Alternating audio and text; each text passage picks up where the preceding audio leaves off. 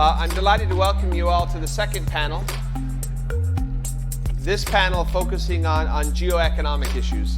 I've got a close friend out in Western Australia who loves to tease me about our predilection to use the term geostrategic and geoeconomic, and to attach it to anything in that ilk. But this is a wonderful opportunity for us to build on the conversation that we just had on trade and kind of look at it in the broader area of geoeconomic competition, geoeconomic contestation. And I've long believed that when we're having a public discourse about economic relationships with China, so much of that public discourse is full of red herrings, right? People who throw up the notion of decoupling and that's impossible, so they can't have the conversation. And so when we talk about the C's, competition and contestation, obviously whether you're Australia or the United States, neither of us are countries that are known to shy away from either competition or contestation. However, there are other C's, whether it is coercion, co-optation or co-opting or corruption, that become fundamentally a challenge to the rules-based order that we've been discussing for much of this day, and that are much more worthy of our conversation. And so I think when you have a more specific conversation, and we're not talking just about competition, but these specific areas of coercion, I think it'll be a much more educated discussion. Again, the Perth USAsia Centre was delighted to contribute several chapters to this volume, including those that focus really on this area of economic competition, particularly the areas of economic coercion. We've got a wonderful panel to help us kind of think through the issues that we're going to be discussing today. We're going to go in the order, not just as written in the program, but as I'll announce. First, we're going to be hearing from Dr. Jeffrey Wilson, who serves as Research Director at the Perth USAsia Centre. Most of you will know Jeff. He was here in Canberra just last week launching his report, Adapting Australia to an Era of Geoeconomic Competition, and has written extensively on these issues. He contributed the chapter in this volume specifically on combating economic coercion. After we hear from Jeff, we're going to be hearing from our newest colleague at the Perth USAsia Centre, our Canberra-based Senior Policy Fellow, Hayley Channer. Hayley comes to us after a time in the Foreign Minister's Office and 5 years at the Department of Defense, and she's contributed a chapter on the US, Japan, Australia trilateral coordination mechanism on infrastructure in the region. I would note that I think at 1:30 this morning, Hayley had the chance to pitch that idea directly to the new US Indo-Pacific czar, Kurt Campbell. And so she might be a little bit tired, but she's had a chance. Just say, for this audience, she practiced her pitch on Kurt Campbell. So you're just a step above that. That works out. Then after Hayley, we're going to hear from Katherine Mansted. Katherine is a senior advisor for public policy at the National Security Council. Again, we thank Katherine. She was kind enough to host us at the NSC last month for the launch of Jeff's report. She'll bring in some of the cyber issues that underpin the same basic sector. And then you will note in the middle of the stage here, we've saved the crown, this beautiful plush chair for our virtual panel member. And that is someone who needs no introduction to this audience, Jim Carouso. Jim is the managing director for the BowerGroupAsia based in Singapore, but you will all know him in Canberra from his long role as acting ambassador at the US Embassy during a remarkable period of change and challenge here in Australia. Jim has many friends here, and we're delighted to have you join us virtually, Jim. So enjoy the comfort of the comfy chair. We'll have you back clean up and look at issues related to supply chains and other issues that you championed during your tenure. And then following your tenure here, your time as ambassador at the Indo-Pacific Command as well. So we're delighted to have a wonderful panel. Jeff, I'm going to turn it over to you to kick it off, and then we'll move in turn. Excellent. Thanks, Gordon, and thanks to this really esteemed audience for coming out and speaking with us today. Geoeconomic competition has really become a fact of life in the early 21st century. And as international rivalries amongst major powers have re-emerged, economic policies have become a core element in the toolkit of contemporary statecraft. Trade warfare, investment races, and cyber war have all become commonplace. But one of the critical drivers behind the rise of geoeconomic competition is China's use of trade sanctions as a means of economic coercion. The tactic was first adopted in 2010 when rare earth exports to Japan were suspended for 2 months during a territorial dispute in the East China Sea. But since that time, another 7 countries, Norway, the Philippines, Mongolia, Taiwan, Korea, Canada, and most recently Australia have been on the receiving end of Chinese trade coercion. Notably, this tactic is only applied to small and medium countries, most of which are US allies, who lack the size and scale to be able to retaliate in a trade war manner that a large economy, such as the US, could. Importantly, this trade coercion serves two purposes: domestic pressure and international deterrence. Against the target, it works by inflicting costs on domestic businesses in the hope that they'll pressure their governments to change foreign policy positions with respect to China. And to third parties in the region, it functions as a warning to deter criticism of Chinese foreign policy in the future. Now, last year, as we all know here, Australia became the 8th country to join this pattern. In May, massive, and I should stress legally spurious, anti-dumping duties were applied to Australian barley, pricing approximately $1 billion of exports out to the Chinese market. More trade bans followed in the coming weeks and months, and by November last year, China had imposed some kind of trade sanction or barrier on 13 Australian exports. Those affected industries had exported 52 billion Australian dollars to China in 2019, making this a fairly serious economic blow coming atop the dislocations of COVID. However, the Australian government stands out globally for its defiance. The Australian government has refused to offer any diplomatic mea culpa, and in December referred the Chinese tariffs on barley to the WTO's dispute settlement mechanism. The Australian WTO case on barley will prove a landmark test of the ability to use trade sanctions for coercion, in the same way that the famous rare earths WTO case that was led by the US, Japan and EU did a decade ago. Importantly, it also multilateralises the issue, allowing Australia to pool resources with like-minded countries and thus providing far greater prospects of a timely victory. And we'd argue that it's essential for Australia, the US and like-minded partners to coordinate their responses to trade coercion. This is a genuinely global and not only Australian problem. China has done this before and will surely do it again unless a collective response is mounted.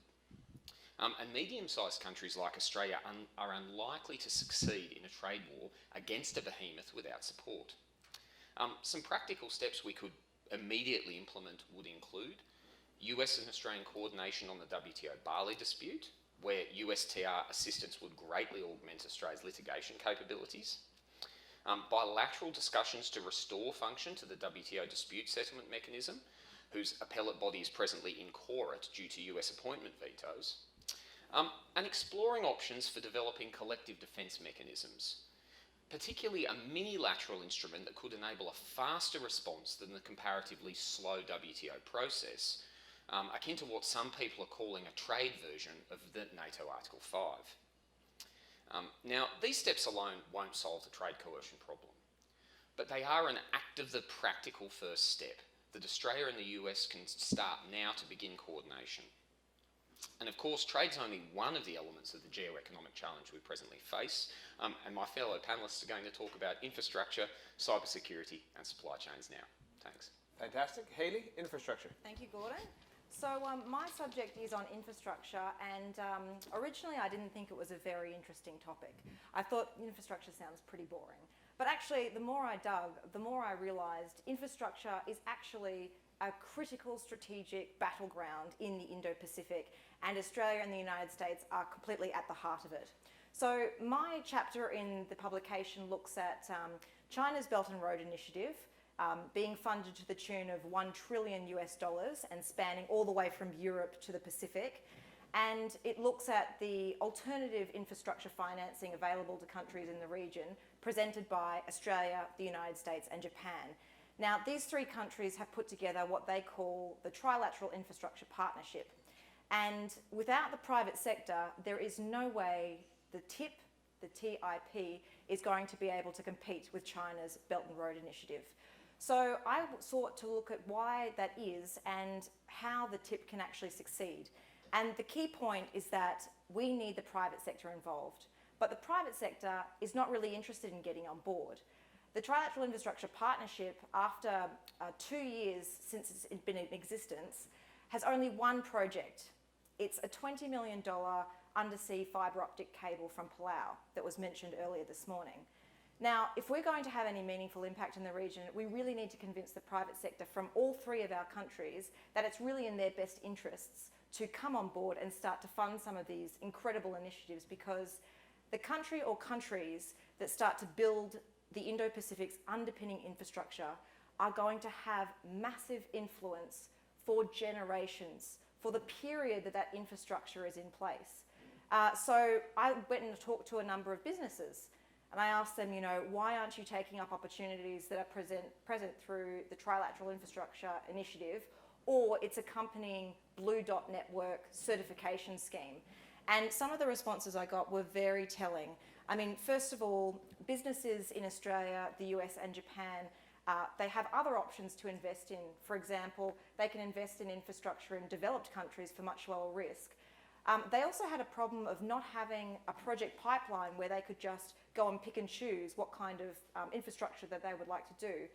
But also something that I continued to hear over and over was that there is no matchmaking between government and the private sector. On the one hand, you have government is wanting to partner with business and is expecting businesses to come and knock on government's door and say, we would really like to take some of those loans, please. And business is thinking the way business does, which is that if you have a proposal from me, come and pitch it to me directly. And government is not used to doing that.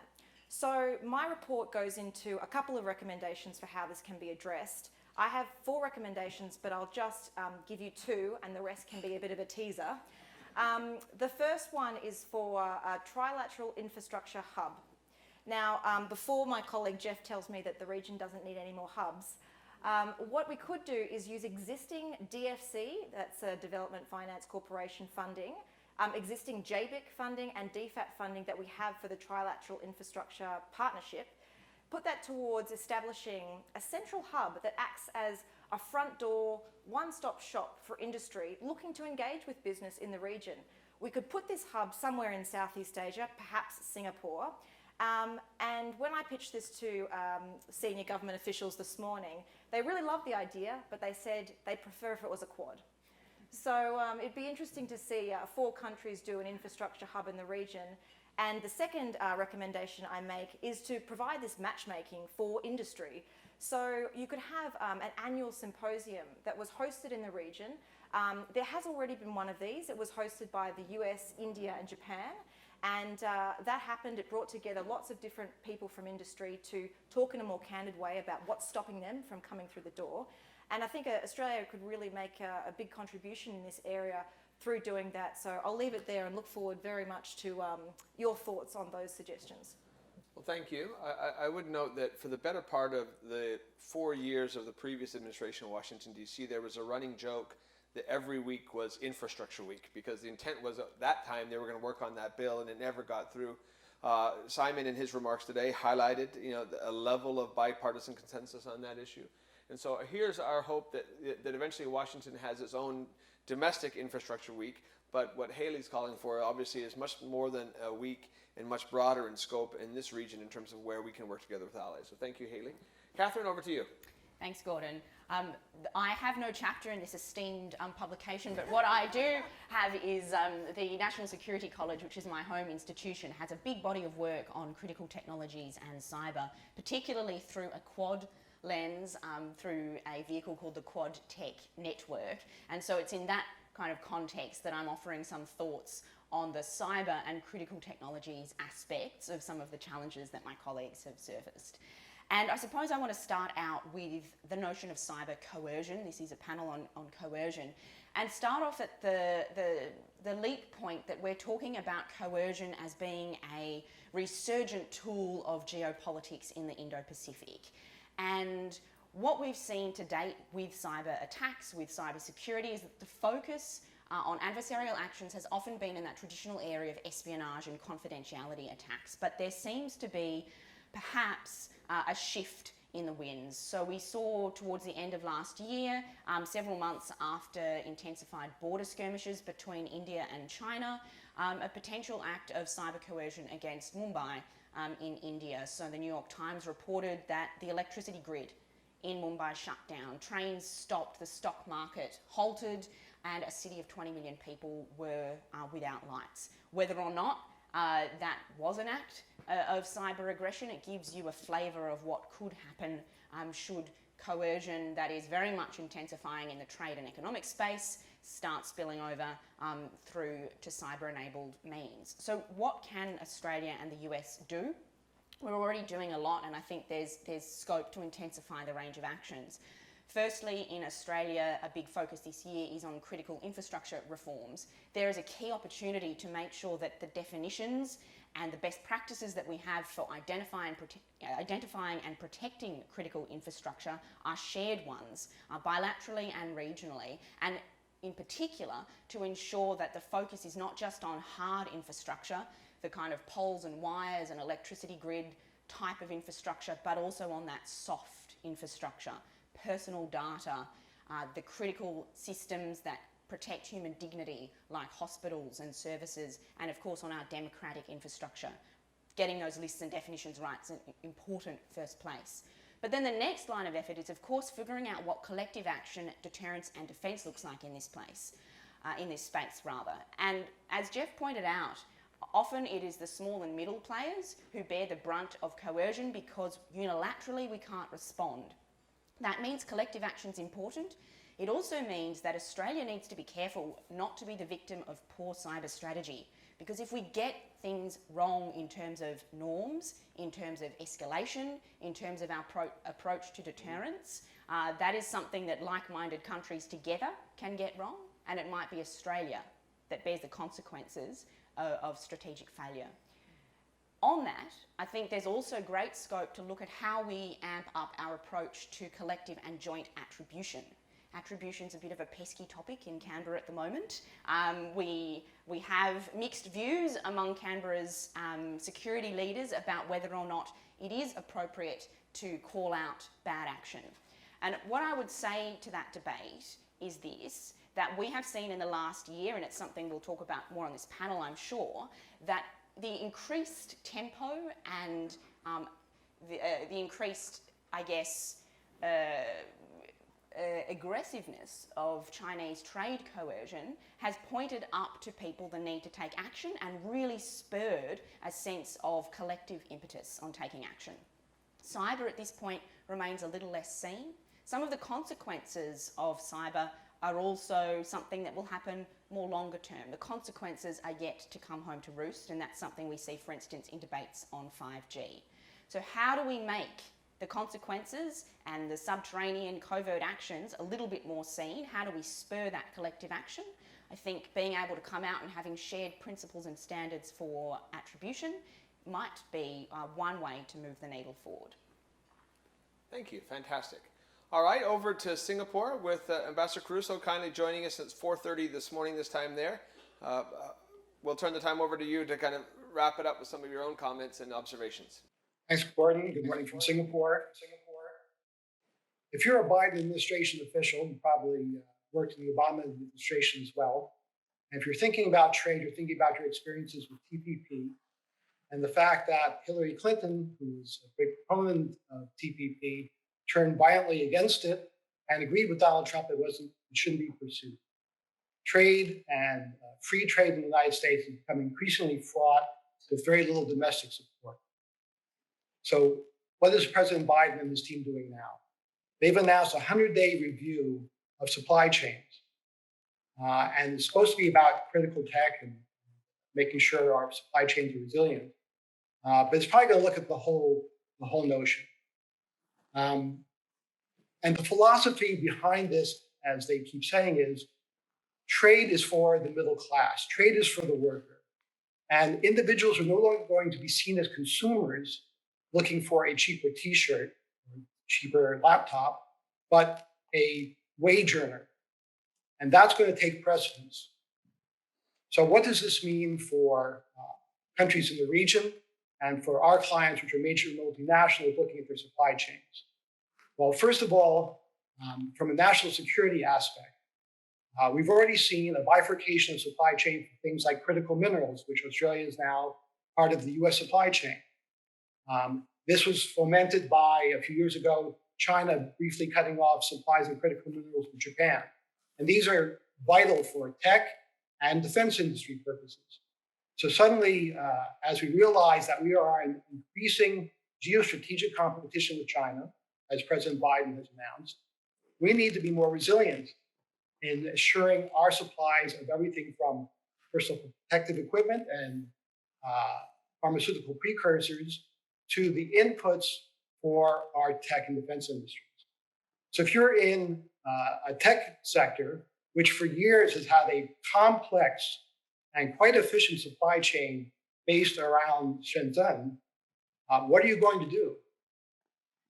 They've been looking very closely first for years at China +1 for a more resilient supply chain, but now it's becoming more in terms of we need to think about producing in China for China and elsewhere for the rest of the world, and perhaps closer to the US for the US. It becomes even more required to have to demonstrate resilience of the supply chains to the US market. An additional issue which our clients are facing, which the world is facing, is this all about resilience, or is it also about keeping critical tech out of China? Almost a Cold War scenario whereby we'll have increased need for export control. We're already seeing this with 5G. President Biden has not changed the restrictions on US supplies of chips to Huawei and other Chinese companies. And the question is going to be, what goods are going to be on this list of prohibited exports to China? And will this be extended to factories of companies not located in the US? And I've already talked about this to some Singapore officials who said, look, if it's all about resilience and guaranteeing supply to the US, we're right with you. If it's about somehow isolating China, then we have a real problem. Because, of course, Southeast Asia has no interest in getting in the middle of US-China competition that way. So this is going to be an extremely complex question that's going to have to be answered by the Biden administration. I expect they'll be discussing this with allies such as Australia. Will we look at things like a trusted partner supply chain for critical goods, whereby certain countries are part of the US base of critical goods? Don't know, but I encourage the Australian government to think about how to engage the government on this and how to engage partner countries in the region to avoid creating unnecessary wedges in policy and approaches. We are working very closely with our clients in this area, but the problem is it's all still so opaque and uncertain that they're sort of searching around for ways to go forward. And I think conferences like this are a great opportunity to think through some of these things. And with that, I'll pass it back on to you, Gordon. Well, thank you so much, Jim. We've got about 20 minutes, and I want to open it up for questions because we've covered a lot of ground. But I do want to pick up on one thing that Ambassador Carouso said and get your feedback on it, Jeff, if I might. The ambassador mentioned the 100-day review of supply chains that has been announced by the Biden administration. You've done a lot of work on critical materials in particular. Together with the United States Studies Center as part of our Good Day USA initiative last year, we worked with the American Australian Association to do a roundtable on critical materials. And yet, over the course of the last 2 or 3 years, despite the Trump Turnbull meeting and a lot of talk on there, so far, most of what's come out of that is an agreement to study the issue more.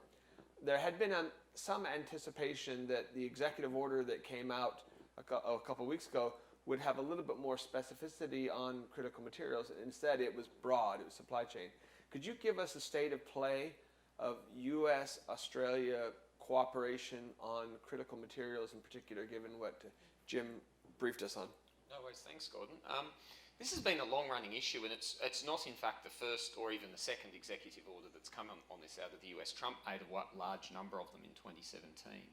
But one of the big challenges with the critical minerals problem, and this is a number of products and things we'd all know, rare earths, I'm sure no one hasn't heard of them before, lithium, a whole heap of very bespoke minerals that are essential to the 21st century technology ecosystem like cobalt or graphite, is it's for a long time been an admired problem.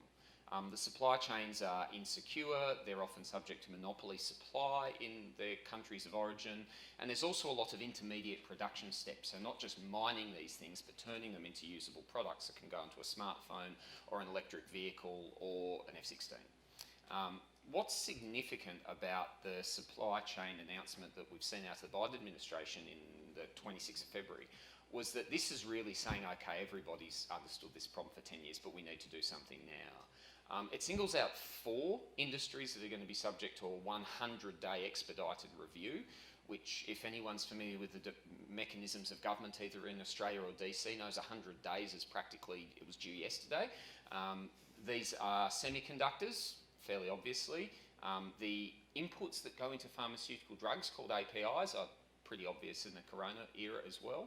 And 2 critical mineral products, critical minerals such as rare earths, and also lithium for batteries, which is going to be significant for electrification going to electric vehicles.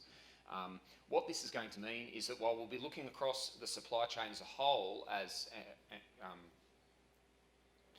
we've been talking about, those 4 products are going to see action really quick. In 100 days' time, there's going to be a list of these are things that we can do about this now. To not labour the point too far, Australia is the US's fast and most reliable way to solve this problem.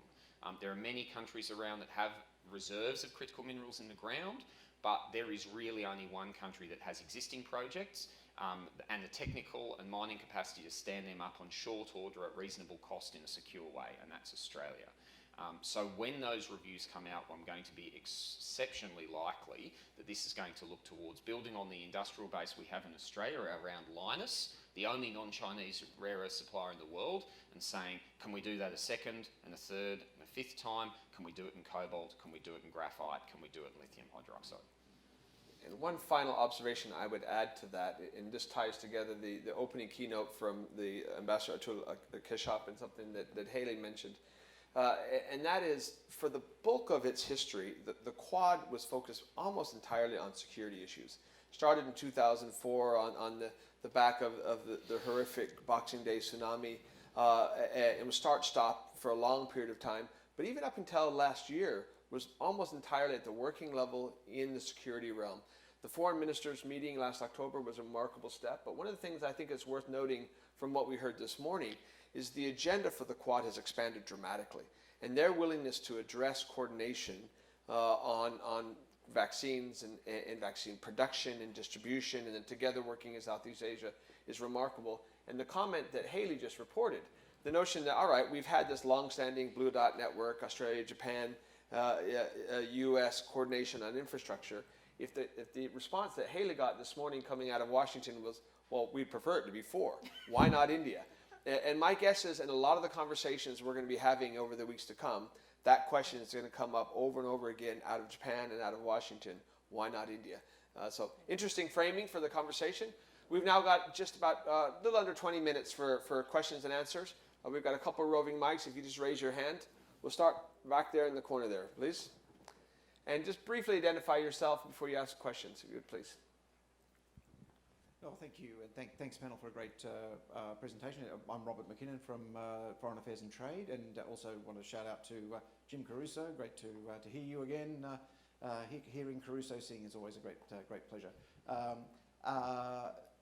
Question goes to infrastructure investment competition, however you might like to phrase it, and really an issue of I think carbs versus protein.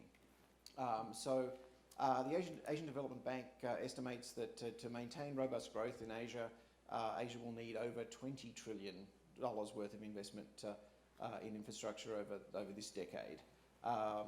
Now, BRI at $1 trillion is a large number, but clearly that's not the whole story.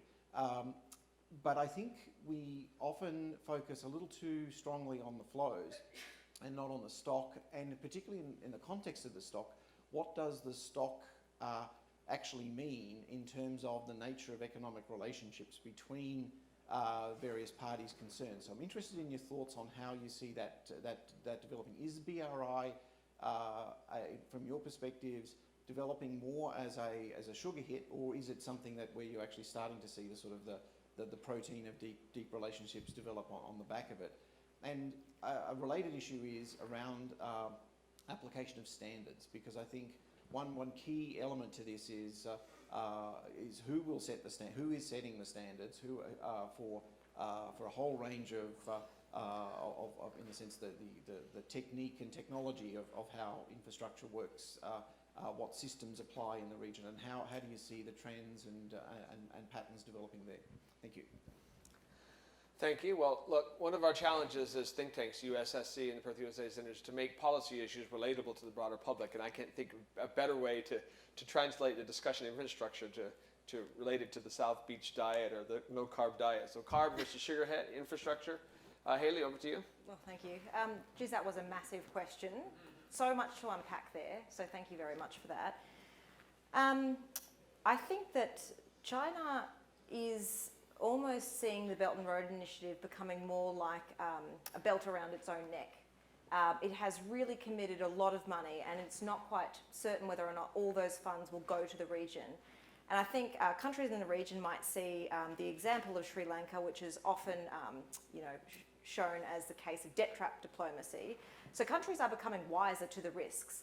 And a couple of points you picked up on in your question was that, and what makes infrastructure so interesting is that it is all about showing leadership in the region. It's about influencing countries positively, and it's about the rules-based order and what kind of order do we really want? Because if that infrastructure is provided in a way that's unfair, not transparent, potentially corrupt, has a dual-use purpose, so it has both commercial and military applications, there are huge concerns there about what that could mean for the region.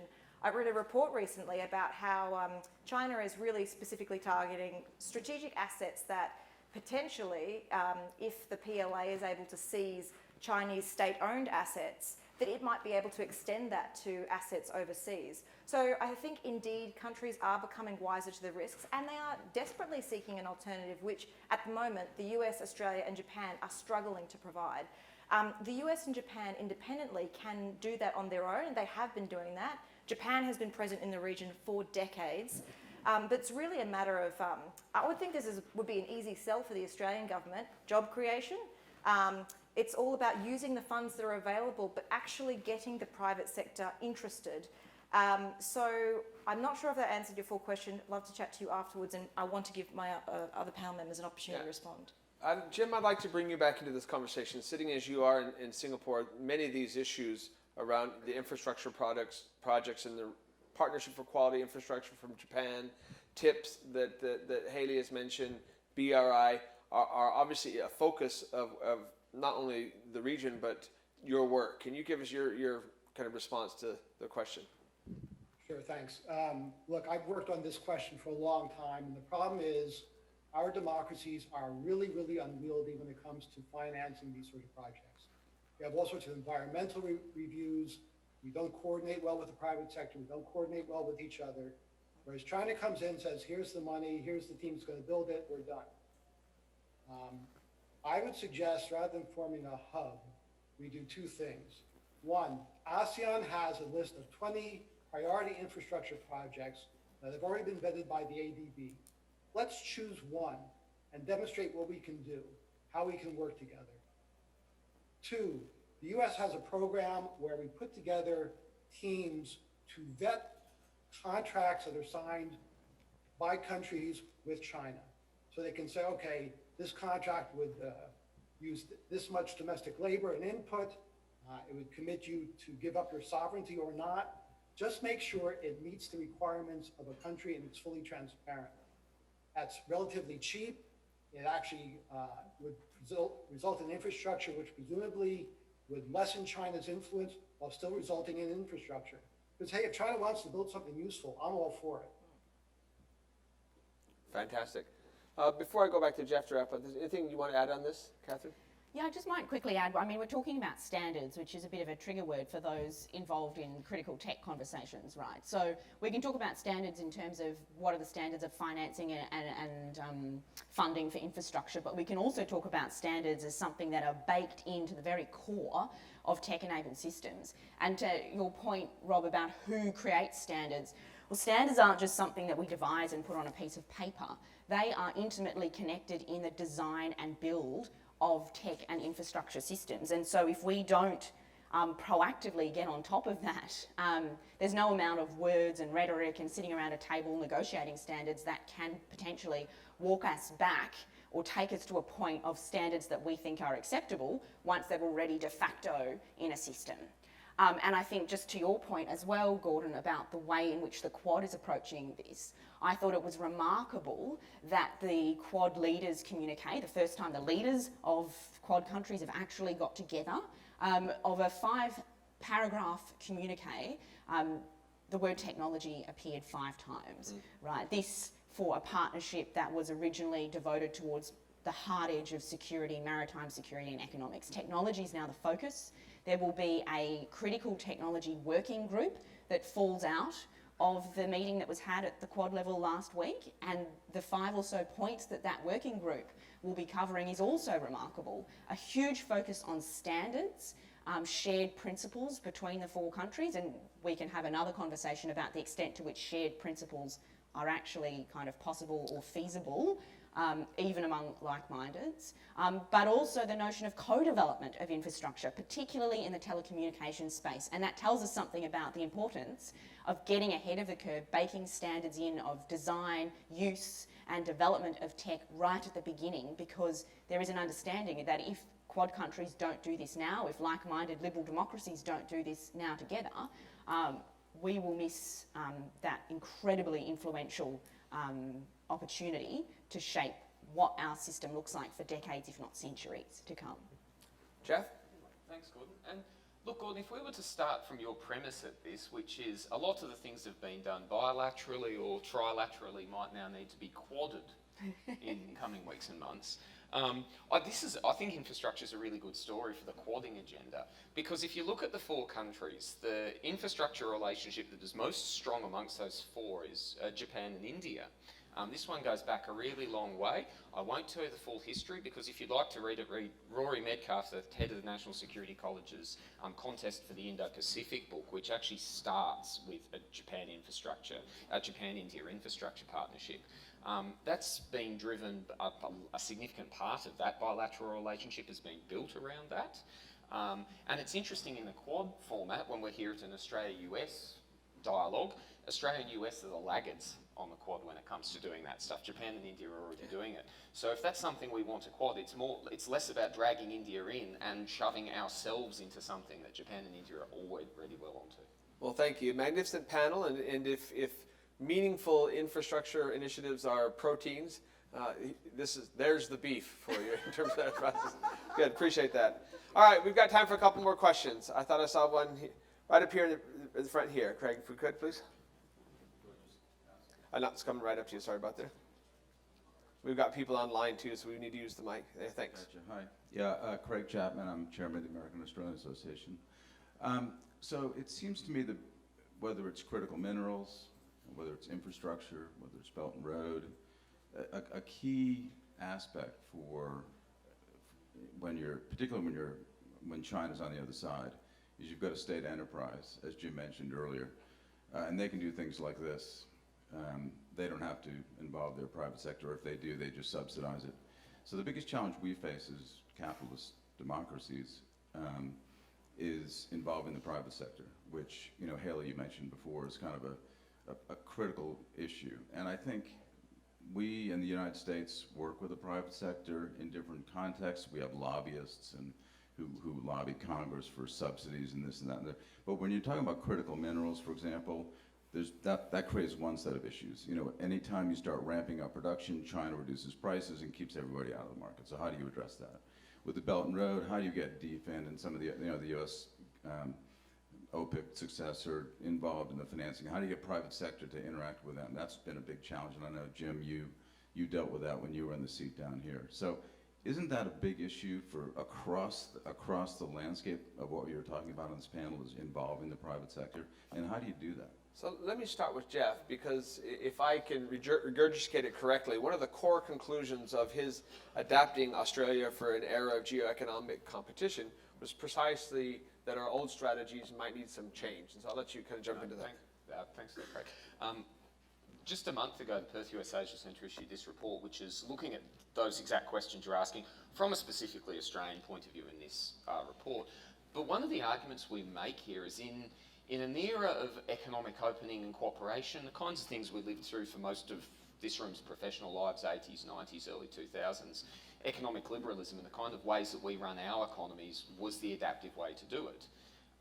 The challenge is you moving into an era of geoeconomic conflict where it's a trade war, an infrastructure race, or cyber hacking disguised as something else, often done by a state-backed actor, is that in that context, the kind of economic liberalism of free trade, an arm's length relationship between government and business, the things that make our system works, is the equivalent of unilateral disarmament in geoeconomic terms. We have said we're going to reduce our stockpile of weaponry at a time when others, including but not limited to China by any means, this is not purely a China story, are arming. So I think what you get to the nub of here is a real question is, if we just look at our domestic economic interests, the system we've got is the one we want. But if you look at the international competition, there's a degree to which you have to move into that direction. And I think realistically, and this is someone who spent most of his life as a trade policy specialist arguing against protectionism, but there is going to need to be a trade-off between the ideal and the reality of what we need in the policy toolkit. Just using critical minerals, I'm sure these guys can give some examples as well. The reality is there will be no non-Chinese supplies of rare earth minerals unless they receive some kind of government support. So we have to, if we want it, we have to pay the price. But let me bring Jim back in on this, as well as Hayley and Katherine, if you want to chime in on it.